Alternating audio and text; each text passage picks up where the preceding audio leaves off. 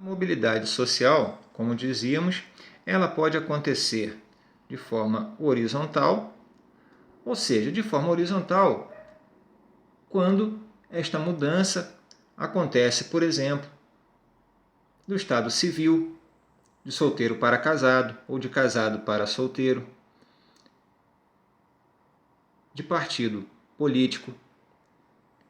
Ou seja, é uma mudança social, sim, configura-se aí uma mobilidade social, porém não é uma mobilidade, não é um evento que lhe trará uma mudança de classe.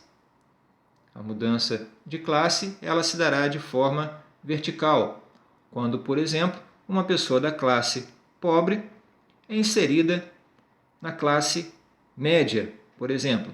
Então, essa mobilidade social se deu de forma vertical.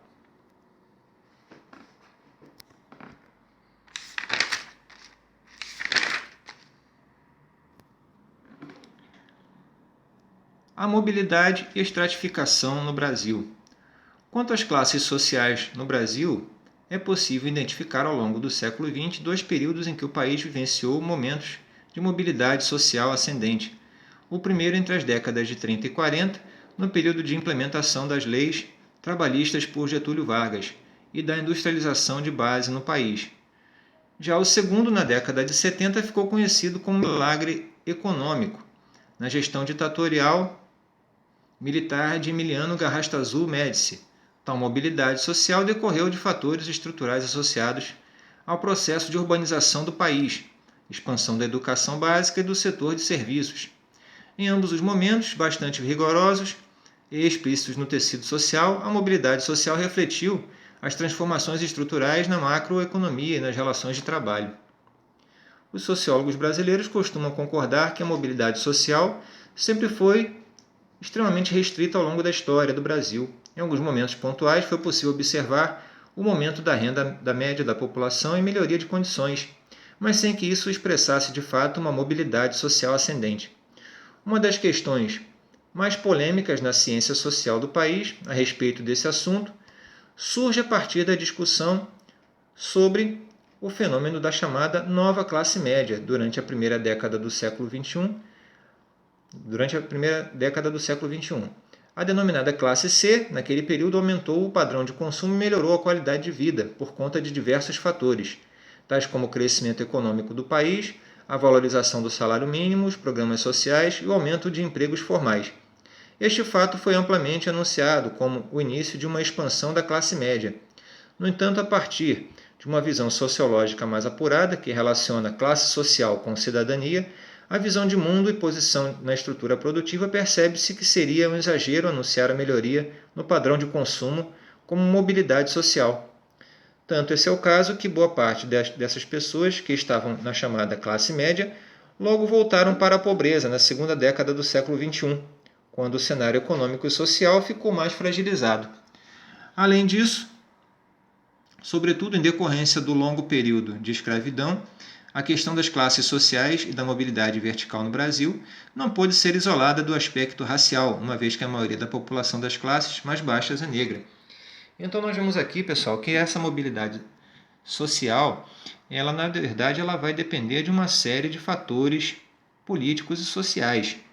Ela não dependerá única e exclusivamente do indivíduo, do elemento social. Uma vez que não lhe forem dadas condições para isso, para a sua mobilidade social, ele permanecerá estagnado, permanecerá parado, sem mobilidade social, sem sair da condição em que está. Podemos observar isso muito claramente no Brasil devido aos problemas políticos, sociais e econômicos, aonde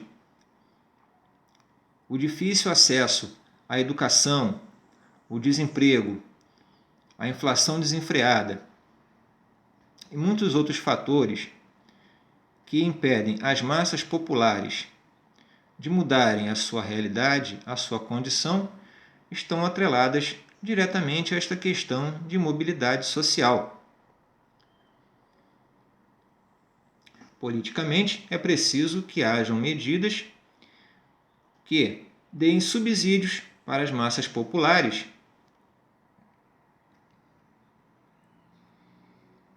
tenham condições de mudar a sua realidade. O acesso ao estudo, o acesso ao crédito, o acesso ao emprego são fatores que vão possibilitar a essas massas a mudança de suas realidades, a mobilidade social. Deixando claro aqui que esta mobilidade social não deve ser galgada, não deve ser almejada apenas verticalmente, pois, lembrando aqui que esta mudança ela pode ser horizontal também, o que não deixa de ser interessante, o que não deixa de ser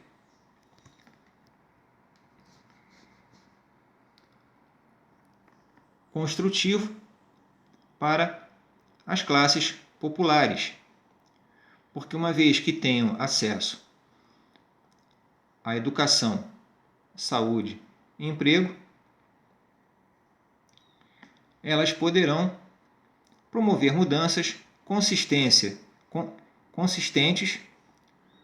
no seu padrão de vida, mesmo que isso não represente uma escalada nesta pirâmide social.